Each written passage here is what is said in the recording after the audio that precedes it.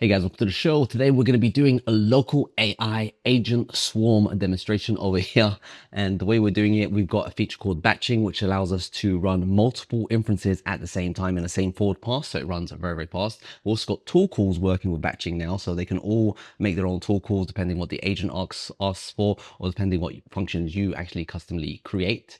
And we also got a feature called prompt caching. And this is persistent prompt caching, which means it saves it on disk. So if you restart the server, or if you have lots of different agents running different things at the same time, it's not going to eat up your entire memory. You can be saving it off the disk and loading it back from disk. So all these features working together is going to show you the experience that we're going to have it in version 1.10.3 of Inferencer. So it's going to be out very, very soon.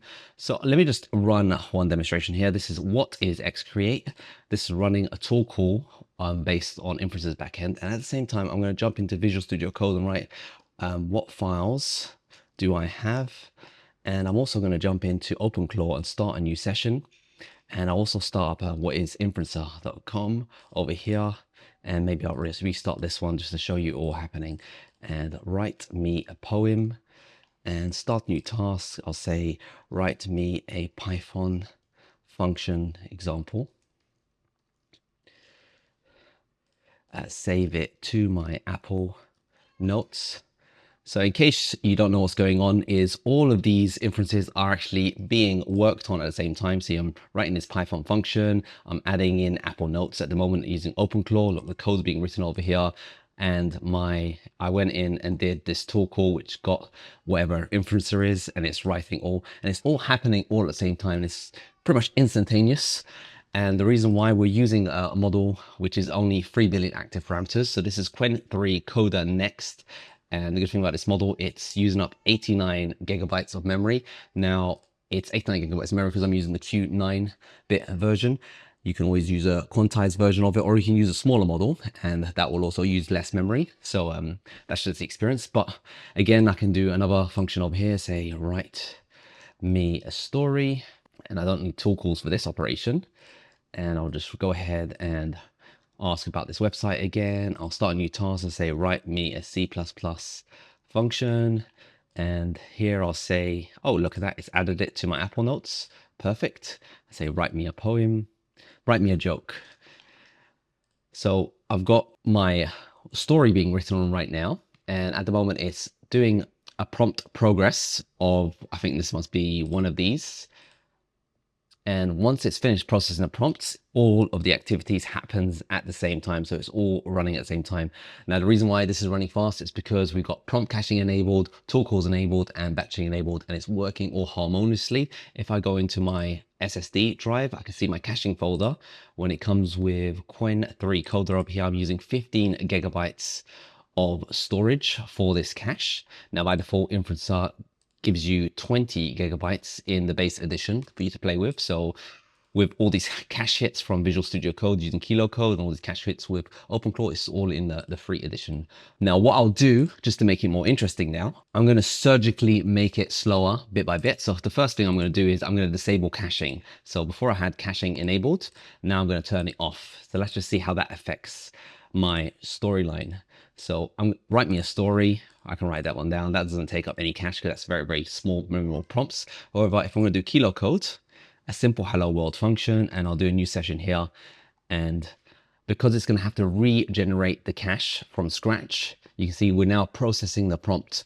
So Macs are famous for not having the fastest prompt processing speed. Hopefully in the M5s, the latest ones that come out will be faster, but it runs a bit slow. So now it's processed that prompt. It's up ahead and running, and things are going well. But next time it wants to make a prompt progress, you can see that progress bar is constantly having to iterate, because rather than it reusing the cache that's on disk, it's now having to process anything that is fresh all the time from scratch. The good thing about it though is it still uses in-memory caching for the last conversation you've had. So if you start with one conversation and just continue it on, you're still going to use the cache inside the memory. However, what prompt caching does with persistent prompt caching, it allows multiple conversations to be serialized to disk and then just reloaded and just reused. That's with prompt cache. So I'm going to start a new task over here. I'm going to say, what files do I have? And again, we're going to do that prompt processing over there. So it's going to be slowing it down quite a bit. Whereas before, because it was all previously cached, the system prompt and the tools that Visual Studio Code gives you, it was just all instantaneously. So we see now it was a bit of a loading over here to get the Kilo code up and running. Now this is going to be compounded and even slower if you're trying to run this with a bigger model. Like for example, if you're going for Kimiki 2.5, it's going to be slower than this guy. Or if you're going to even go for the latest Quen 3.5, that version, that's also going to be slow because that's 17 active parameters as well. Kimiki 2.5 is also slower, but it's kind of like a taste of the performance you get when you can go really, really fast. Now I'm going to disable the last feature as well, and that is batching. So I'm going to turn that off over here. And with the server API, so I've got my server enabled here. I'm serving a web page and I've got OpenAI compatible APIs enabled, and that's what Kilo Code is using. That's also what OpenClaw is using. So because I've got the server all up and running, I'm going to have a dedicated section over here for specific server-side parameters that you can override directly.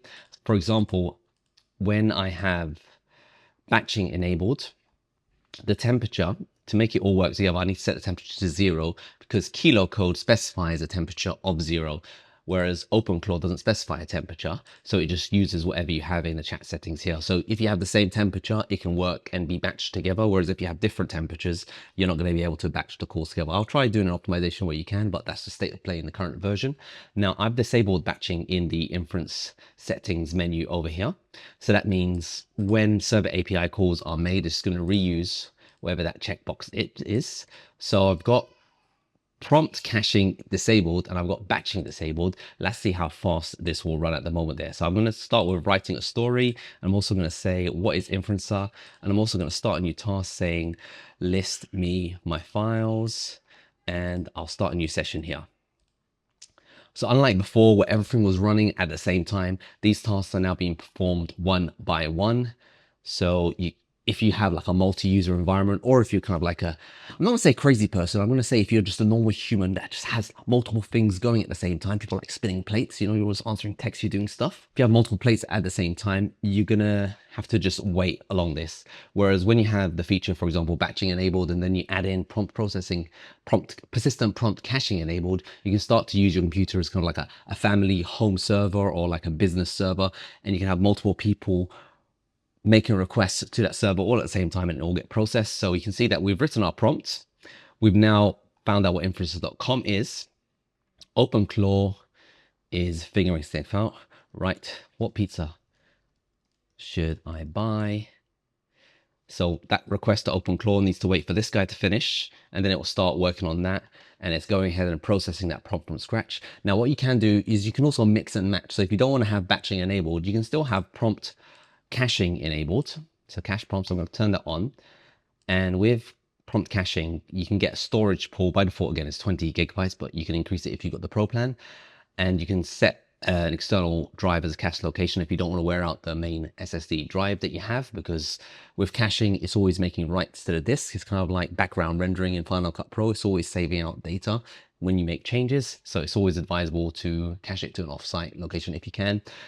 You do pay a penalty for that because the SSDs inside Macs are very, very fast. So if you can actually cache it on the SSD disk, it'll be twice as fast as retrieving and saving to that disk as if you try doing it over like Thunderbolt 3 or slower devices. But that being said, I've got cache prompts enabled now. I've got batching disabled.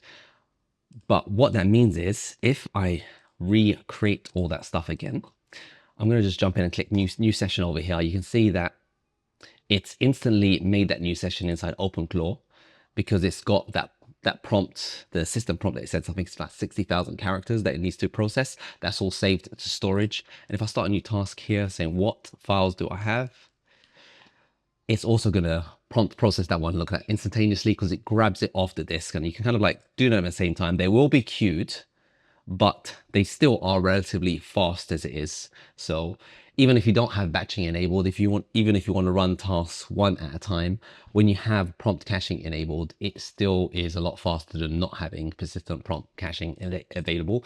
The good thing about batching is though, if you have a long running task, for example, write me a story and this guy, and if you want to do like what files do I have at the same time.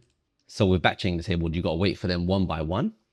But if I enable batching and make sure that my temperature settings are all the same within the server APIs that I'm calling, Kilo Code likes to send in 0. So I've reflected that inside the chat interface. So that means they can all be batched together in one pass.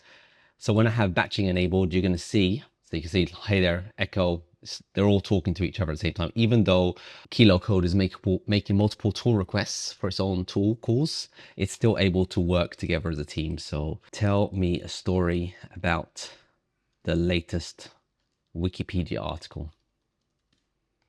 And I'll say new task, write me a Flappy Birds clone.